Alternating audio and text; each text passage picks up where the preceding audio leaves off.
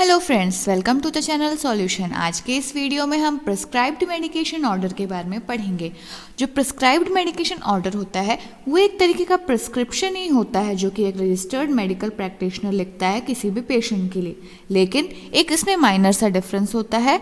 जो प्रिस्क्रिप्शंस होते हैं वो आउट पेशेंट्स के लिए होते हैं, मीन्स ऐसे पेशेंट्स जो एडमिट नहीं है हॉस्पिटल में, बाहर से आते हैं, डॉक्टर को दिखाते हैं, मेडिसिन लेते हैं और फिर चले जाते हैं। लेकिन जो मेडिकेशन ऑर्डर रहता है वो इन पेशेंट्स के लिए रहता है, मीन्स ऐसे पेशेंट्स जो कि एडमिटेड है उस हॉस्पिटल में, जो कि बाहर से नहीं आए हैं और इनकी मेडिसिन उस हॉस्पिटल के अंदर ही चल रही है। ऐसे पेशेंट्स को हम इन पेशेंट्स बोलते हैं। तो मेडिकेशन ऑर्डर इन पेशेंट्स के लिए होता है और प्रिस्क्रिप्शन जो होता है वो आउट पेशेंट्स के लिए होता है। प्रिस्क्रिप्शन जो मेडिकेशन ऑर्डर रहता है उसमें ज़्यादा इन डेप्थ इंस्ट्रक्शन की ज़रूरत नहीं पड़ती है, क्योंकि जो पेशेंट्स होते हैं वो ऑलरेडी एडमिटेड रहते हैं और इनको जो मेडिसिन देती हैं वो नर्सेज देती हैं और फार्मासिस्ट देते हैं। लेकिन जो प्रिस्क्रिप्शन रहते हैं उसमें फुल डिटेल्ड इंस्ट्रक्शन ज़रूरी होता है, क्योंकि जो पेशेंट है वो घर लेके जा रहे हैं और बिना किसी मेडिकल सुपरविजन के उस दवा को खाएंगे सिर्फ प्रिस्क्रिप्शन के बेसिस पे। इसीलिए प्रिस्क्रिप्शन में फुल डिटेल इंस्ट्रक्शन होना चाहिए। और क्योंकि ये हेल्थ केयर प्रोफेशनल के सुपरविज़न के बिना खा रहे हैं तो कंप्लीट एक एक चीज़, ड्रग डोसेज, जो उनका फॉर्म है किस डोसेज फॉर्म में लेना है, वो सारी चीज़ें कंप्लीट उसमें मेंशन होनी चाहिए, including the duration of the treatment. Next is prescribed medication order as inpatient prescription. Prescribed medication order को इन पेशेंट के लिए कैसे लिखा जाता है या इन पेशेंट प्रिस्क्रिप्शन क्या होता है। जो मेडिकेशन ऑर्डर रहता है उसको ड्रग ऑर्डर या फिर फिजिशियंस ऑर्डर भी कहा जाता है। ये सिमिलर इंस्ट्रक्शन होते हैं प्रिस्क्रिप्शन के जैसे, लेकिन इसमें कुछ डिफरेंसेस होते हैं। जैसे कि इसमें पेशेंट हॉस्पिटल आईडी नंबर होता है, डेट ऑफ एडमिशन होता है, लेकिन फार्मासिस्ट और नर्स नोटिस में नहीं होता है। अलग अलग हॉस्पिटल्स अलग अलग प्रोसीजर्स फॉलो करते हैं। हमारी कंट्री में केस शीट्स जो होती हैं, जो पेशेंट के बेड के पास हैंग होते रहती है, उस तरीके का मेडिकेशन ऑर्डर होता है। और ये प्रिस्क्रिप्शन शीट वार्ड नर्स और जो फिजिशियन राउंड लगाते हैं वो उसको चेक करते रहते हैं कि कौन सी मेडिसिन उनकी चल रही है, अभी क्या दिया गया है। ऐसे पेशेंट्स जो एडमिट रहते हैं उनके लिए जो नर्सेस रहती हैं वो ही लिखवा के लाती हैं फिजिशियन से कोई भी दवाई को। उसके बाद नर्स ही जाके behalf of the in patients pharmacist से मेडिसिन लेके आती हैं, फिर उनको मेडिसिन डिस्पेंस करती है। नर्स ही ऑर्डर रिसीव करती है, टाइम टू टाइम उसको रोज़ एडमिनिस्टर करवाती है डोज को, जब तक वो हॉस्पिटल में एडमिटेड रहते हैं। इसके अलावा कई बार ऐसा होता है कि जो नर्सेस रहती हैं वो प्रिस्क्रिप्शन को पेशेंट का जो अटेंडेंट रहते हैं या कोई फैमिली मेम्बर्स रहते हैं साथ में, उनको दे देती है कि आप जाके मेडिसिन कलेक्ट करके ले आइए, और फिर फार्मेसी से मेडिसिन वो लेके आते हैं। लेकिन सारी मेडिसिन फिर नर्सेस के सुपरविजन में दी जाती है पेशेंट्स को। नीचे में एक फॉर्मेट दिया गया है प्रिस्क्राइब्ड मेडिकेशन ऑर्डर शीट का।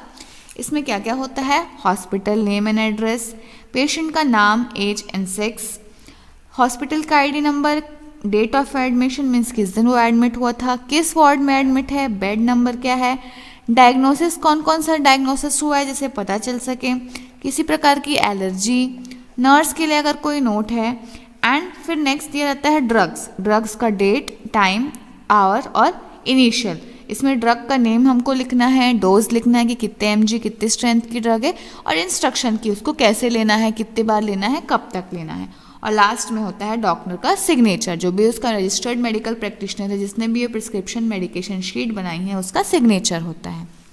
Next is type of medication orders. There are 4 types of medication orders. First is stat order, second is single order, third is standing order and fourth is PRN orders। जो stat order रहता है वो emergency cases में issue होता है, जैसे कि तब जब ड्रग को तुरंत ही हमको किसी को एडमिनिस्टर करना है, लेकिन सिर्फ एक बार के लिए। जैसे एग्जांपल डायजेपाम दिया गया है 10 mg IV। ये ऐसे पेशेंट्स को दिया जाता है जिनको अचानक से मिर्गी आती है या सीजर आता है, तो एक ही बार देना रहता है। ऐसे इमरजेंसी केसेस में जो ऑर्डर मंगाया जाता है ड्रग का, जो एक ही टाइम एडमिनिस्टर होता है, उसको हम स्टैट ऑर्डर कहते हैं। Second is single order. Single order होता है वो 1 टाइम एडमिनिस्ट्रेशन के लिए होता है, जैसे कि फिरोसिमाइड 20 mg, ये एक बार देना है, फॉर एग्जांपल 7 बजे। तो ऐसे ऑर्डर्स जिसको सिंगल टाइम देना है वो कहलाते हैं single orders. Next is standing order. Standing order का मतलब होता है ये ऐसी मेडिसिन होती है जिसका एक स्पेसिफाइड नंबर ऑफ डोज होता है, मतलब अगर 5 दिन के लिए देना है, 2 बार देना है दिन में, तो टोटल 10 डोजेस हो गए, तो 10 डोजेस स्पेसिफाइड हो गया उसी तरीके से। फॉर एग्जाम्पल सिफाजोलिन का एग्जाम्पल दिया हुआ है, जितना है 6H डोजेस अंटिल डिसकंटिन्यूड। बहुत सारे हॉस्पिटल में स्टॉप पॉलिसीज भी रहती है, ऑटोमेटिक स्टॉप ऑर्डर, तो अगर मेडिसिन ये वाली कंप्लीट हो जाती है जितना दिन के लिए उनको देना है, उसके बाद उसको स्टॉप कर दिया जाता है और फिर रिन्यूअल ऑर्डर वापस से लिखा जाता है। Next is pro re nata order. Pro re nata या इसको PRN ऑर्डर बोलते हैं। ये तभी मंगाया जाता है ऑर्डर जब ज़रूरत पड़ती है, इफ़ नीडेड। एमरजेंसी में डॉक्टर इसको वोकली मंगवा सकता है और इसके लिए किसी रिटर्न ऑर्डर की ज़रूरत नहीं पड़ती, लेकिन जब भी ज़रूरत है उसको एमरजेंसी कोई, तभी वो उसको मंगवा सकते हैं। ऐसे ऑर्डर को प्रो रीनेटा ऑर्डर भी कहा जाता है। Next is prescribed medication order as outpatient prescription.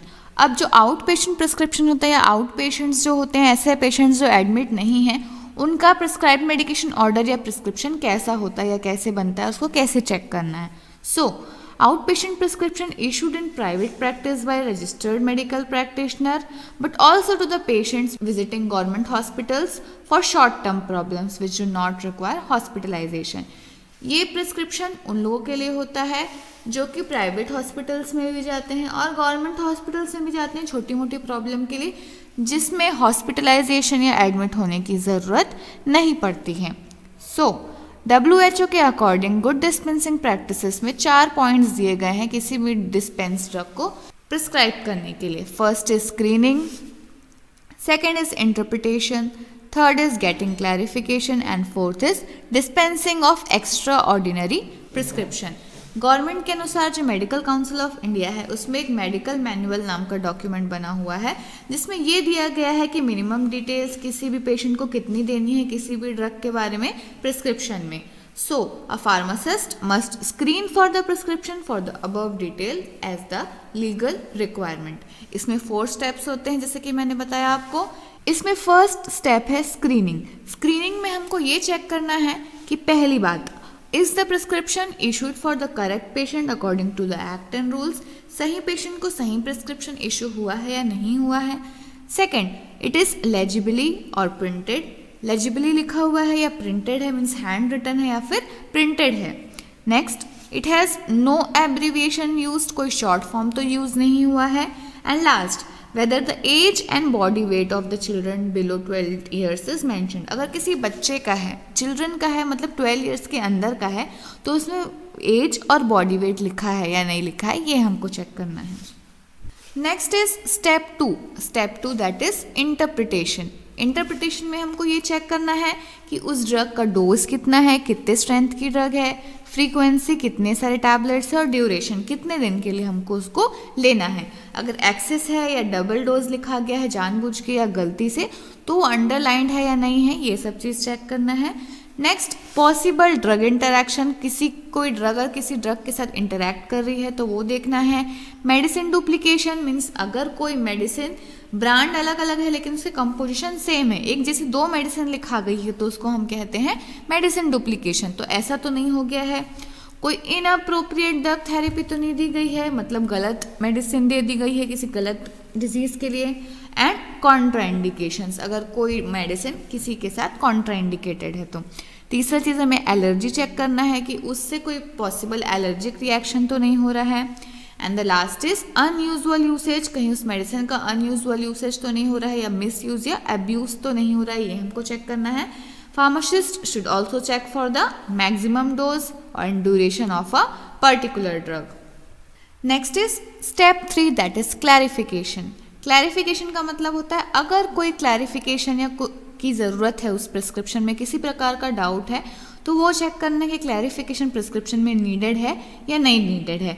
Means if the prescriber should be contacted और not in case of any doubt. अगर अवेलेबल है तो इंसर्ट करना है हमको उस मिसिंग डिटेल को by the prescriber and should discuss about the remedial action. और प्रिस्क्राइबर अवेलेबल नहीं है तो फार्मासिस्ट के पास ऐसा अथॉरिटी होना चाहिए कि वो फ़ोन पे ही करेक्शन कर सकता है उसके प्रिस्क्रिप्शन में।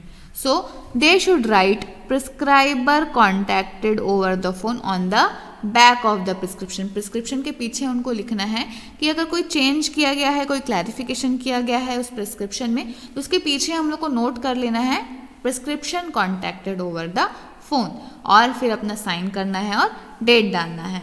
अगर फार्मासिस्ट प्रिस्क्राइबर से कांटेक्ट नहीं हो पा रहा है तो उसको हमको वापस से प्रिस्क्रिप्शन को डॉक्टर के पास भेजना है क्लैरिफिकेशन के लिए। उसके बिना आपको किसी भी डाउट में पेशेंट को मेडिसिन डिस्पेंस नहीं करनी है।